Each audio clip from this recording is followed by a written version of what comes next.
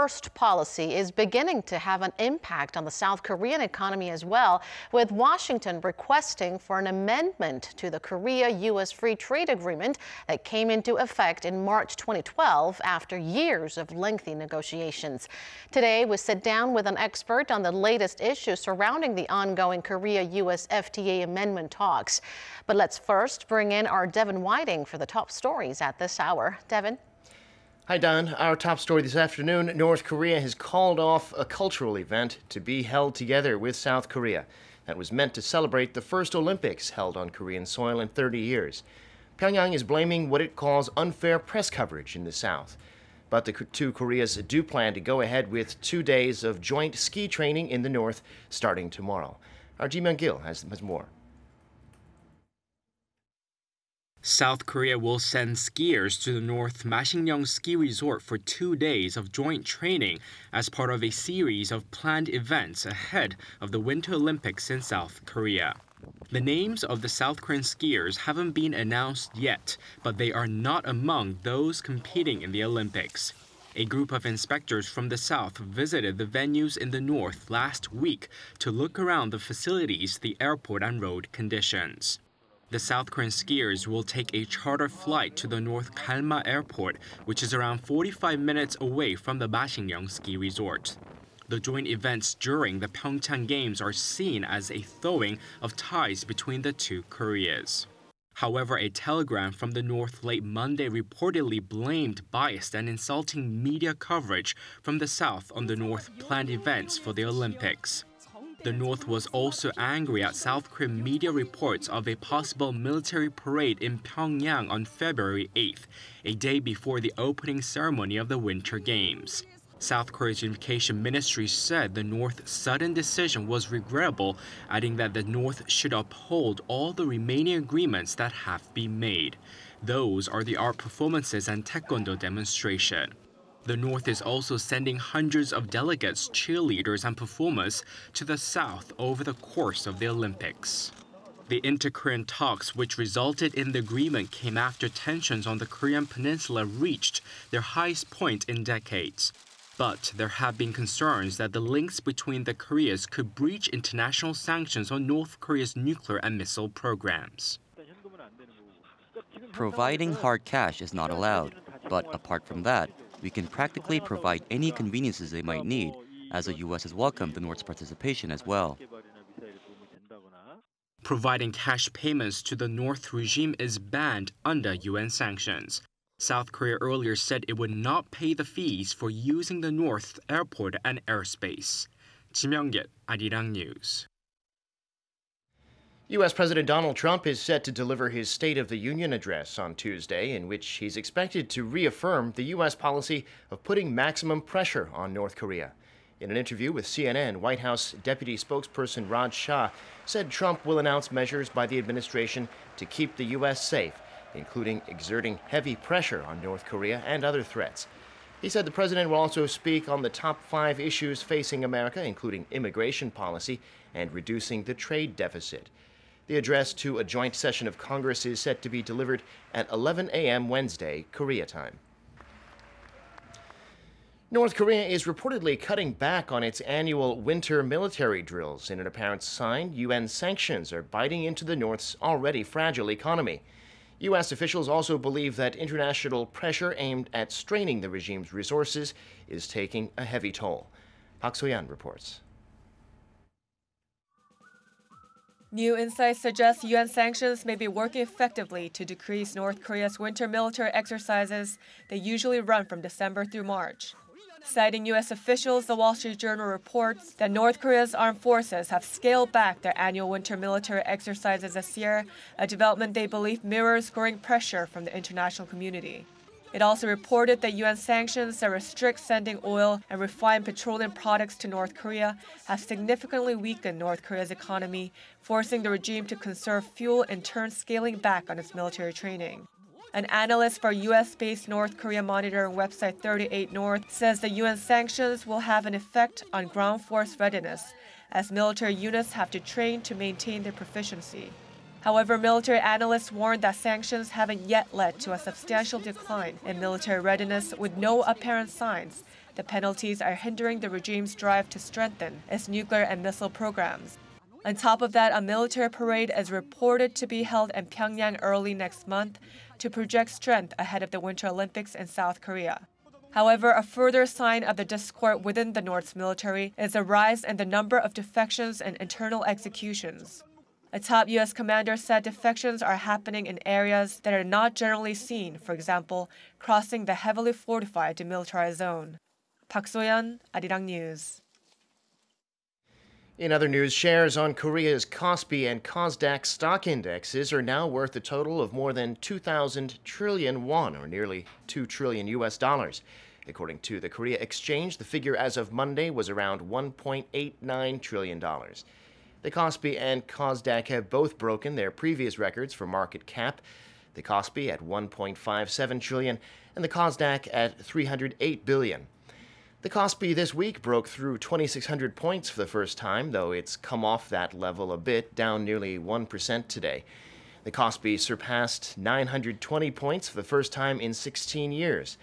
Many analysts expect the Kospi will add a few hundred more points in the short to mid-term. Starting today, anyone who wants to use an exchange to trade cryptocurrencies in South Korea will have to use a bank account with their own name on it and make deposits and withdrawals directly with the exchange.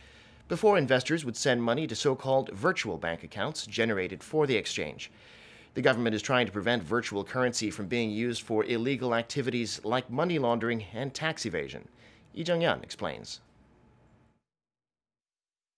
Some 3 million cryptocurrency users in South Korea will now have to register their real names to make further transactions. Up until now, currency exchanges issued anonymous virtual accounts for users to deposit and withdraw money. But starting January 30th, cryptocurrency transactions can only be made under real name bank accounts, with matching accounts at virtual currency exchanges. 6 banks are currently working with the currency exchanges. One of the largest currency exchanges, Bitdom, is working with Shinhan and Nonghyup. Upbit is working with IBK, CoinOne with Nonghyup, and Korbit with Shinhan. There have been concerns that there may be confusion on the first day of the system being adopted, with people flocking to respective banks to open new accounts for cryptocurrency trading. In order to open new accounts at these banks, however, customers must have certain documents such as ID and proof of employment to prove the account would not just be used for virtual currency trading, as this alone is not classed as a valid reason to open an account. This prevents minors or those without jobs from opening new accounts.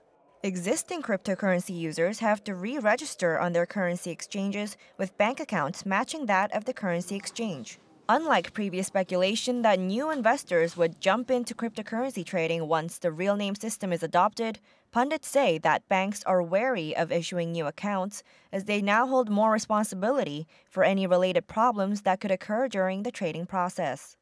Lee Jung-yeon, Arirang News. I'm Devin Whiting, and those are your news headlines for this hour.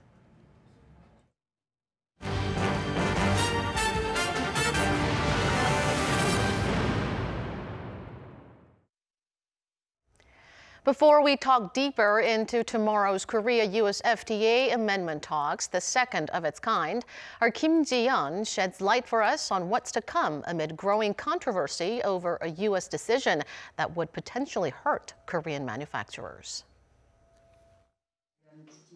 Korea and the U.S. will hold a second round of talks on Wednesday on revising their free trade agreement. The talks will be held in Seoul for 2 days. Korea's Ministry of Trade, Industry and Energy says, as with the first round of talks in Washington earlier this month, the South Korean side will be led by head negotiator Yoo Myung-hee and the U.S. side by her counterpart, Michael Beeman.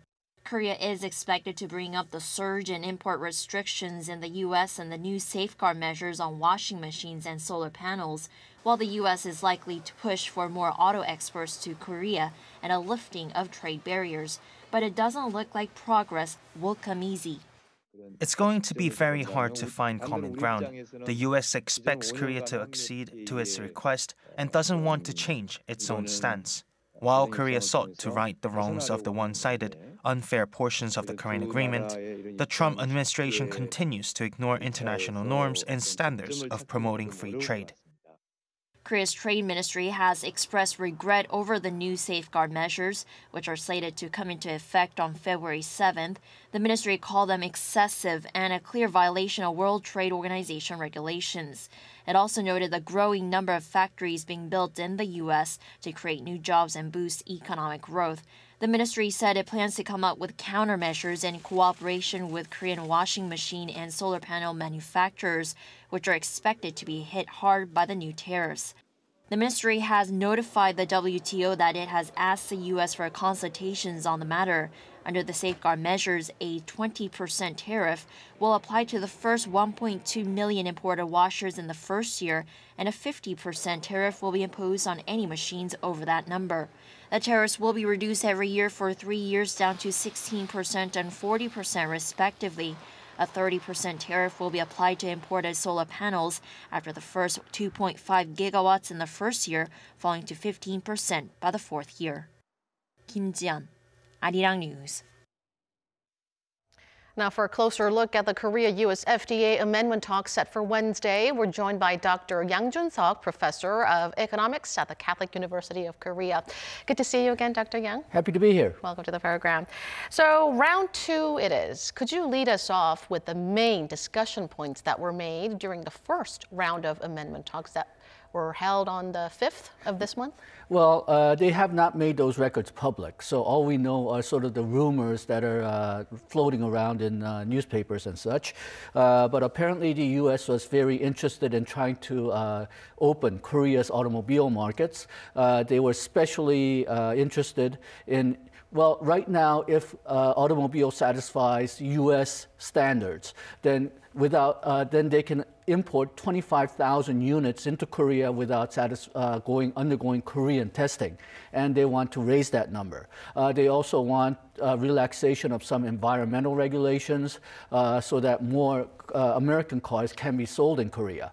And then on the Korean side, we were interested in loosening the conditions for agricultural bilateral safeguards and getting rid of investor-state dispute settlement system. That was considered a big point on the Korean part, but I'm not quite sure about that because President Trump has also mentioned that he doesn't like IDSD either. So that might have been something that's fairly agreeable on both sides. What would be the main focus this time? What is the South Korean negotiators' primary goal, and what would the U.S. negotiating team push for? Okay, again, both sides are keeping their cards very close to the vest, but reportedly the United States will keep on pushing the automobile market and probably steel as well. They were very interested in trying to limit not only Korean exports of steel, but also re-exports of Chinese steel used in Korean products. And then on the Korean side, because of the new safeguard, they're trying to limit the U.S. use of safeguards on Korean products, as well as the agricultural safeguards earlier. That might be a bit confusing because on one side, we're asking the U.S. to let us use the safeguard more, and on the other hand, asking them to loosen the conditions of these safeguards. So it could be a bit contradictory.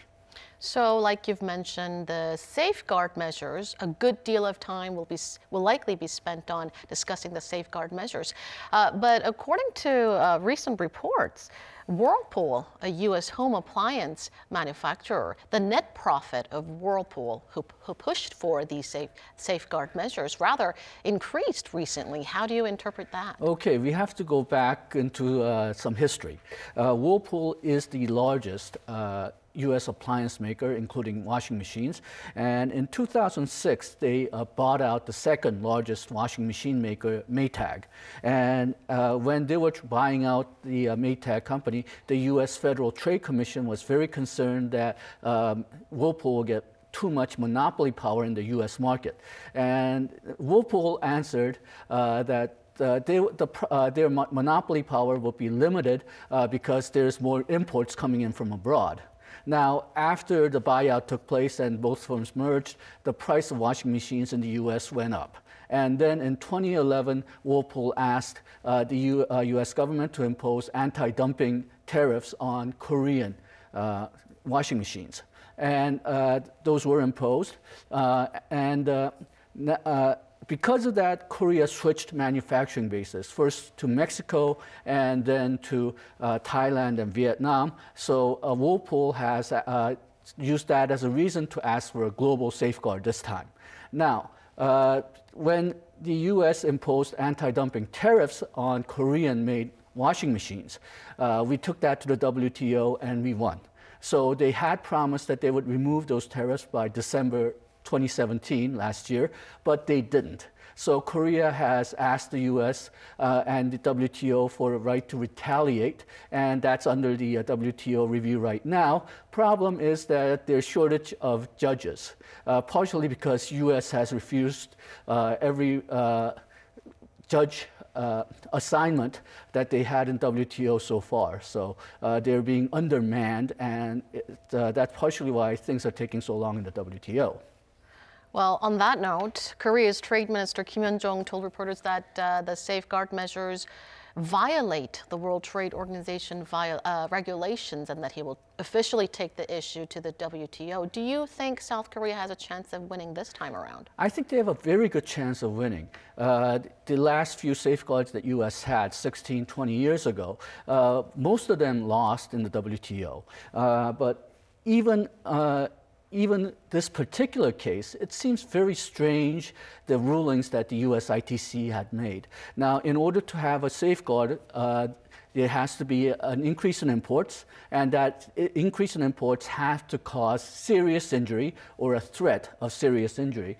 And according to the U.S. ITC report, they found no signs that domestic industries suffered a significant idling of productive facilities, and there has been no significant unemployment or underemployment. So the only serious injury that they argued was that the production and employment should have expanded more given the economy's growth between 2012 and 2016. Now, you can argue about that for any imports. Any imports will reduce the expansion of domestic company. Right. So I really don't know exactly how they classified this as a serious injury. Now, I hear there's an important phrase in the Korea-U.S. Free Trade Agreement regarding the exclusion of certain products from the safeguard measures. Could you explain to us a little bit in detail about that particular phrase? Okay, well, in KORUS FTA, as well as most but not all of other Korean FTAs, there's a phrase when you're using a global safeguard, that a party taking a global safeguard measure may exclude imports of an originating good of the other party if the imports are not a substantial cause of serious injury or threat thereof.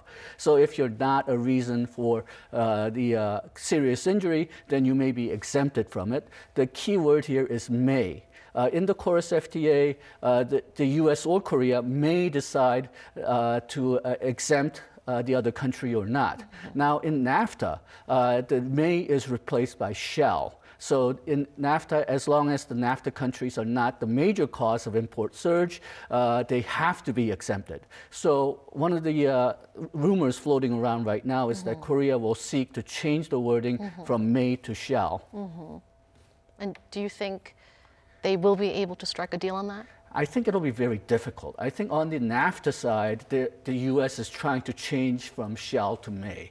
So I think it'll be very difficult to convince the United States of that, especially since right now we don't have that much of a leverage. I think in order to push this type of statement across, America will also have to feel that they're vulnerable to safeguards as well. So tough challenges are expected ahead. Now, this is all stemming from U.S. President Trump's America First policy. Now, according to recent analytical reports, some of his policies are already backfiring.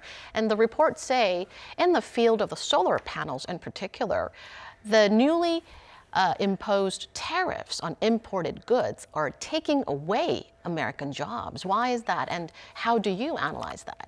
Okay, well, according to the statistics published by the U.S. government, there's about 260,000 workers in the solar panel industry, but only about 2,000 actually deal with production of solar cells and solar batteries. And according to the trade group for the solar industry, because of the safeguard, about 20,000 workers may lose their jobs. So in order to protect the 2,000 production workers, they may be losing 20,000 jobs. That seems to be somewhat strange. Even in the case of washing machines, apparently Whirlpool has a factory which employs 3,000 people, and they've announced after the safeguard that they intend to hire 200 more. Now, LG has stated that they'll probably raise the price of washing machines by about $50 or more. Now, if Samsung raises it by the same amount, then, well, there's no official figures on the amount of foreign washing machines that are consumed by the U.S., but the numbers being bandied around is 1.2 million to 3 million units. So that would cost the U.S. consumers about 60 million to 150 million U.S. dollars. And then we talked about Whirlpool earlier. They seem to be using the safeguard measures and anti-dumping powers to raise their monopoly power. So if they raise their prices by $50 as well, then the U.S. market is supposed to be around 18 million units. So that'll be 900 million U.S. dollars to protect 3,200 workers in the washing machine industry. Wow, that is somewhat strange. Now to Korean steel products, as you've mentioned at the beginning. U.S. President Trump has been openly discontent about the imported Korean steel products. Are we expecting some sort of an announcement from the U.S. government on that? Well, they've been announcing that for the last few weeks. We expect it, but it could be delayed. The unusual thing about the safeguard was that they were announced earlier than expected, but announcements on steel and aluminum seems to be delayed more and more. But this is an unusual case because U.S. is seeking to use national security exemption. And once you open that Pandora's box, almost any country can use national security exemptions to justify any restrictions. So the EU has gone as far as saying that if President Trump announces that he will restrict trade in steel based on the national security exemption, they will come up with retaliatory measures of their own. No, this isn't just a problem between South Korea and the U.S. Now, many here in Korea, experts and citizens alike, are demanding that South Korea be more aggressive in protecting its national interests from Washington's often unreasonable requests. Your thoughts? Okay, well, I think this safeguard measure is a part of President Trump's strategy on softening up the FTA negotiating partners. We've seen similar strategy used for NAFTA on Canada. The U.S. has thrown very high tariffs on lumber coming from Canada, and for that also the number of jobs protected is a lot less than the number of jobs being harmed in the United States. So this seems to be sort of a same type of strategy. Even though U.S. may be hurting itself, it wants to soften up the other side by issuing these type of safeguards and issuing outrageous proposals that they know the other side cannot accept. And that's been delaying the NAFTA negotiations. I suspect that it'll delay the KORUS FTA negotiation as well. I mentioned before that, well, the United States will probably not change their stance on the safeguard unless they find that safeguard hurts them as well.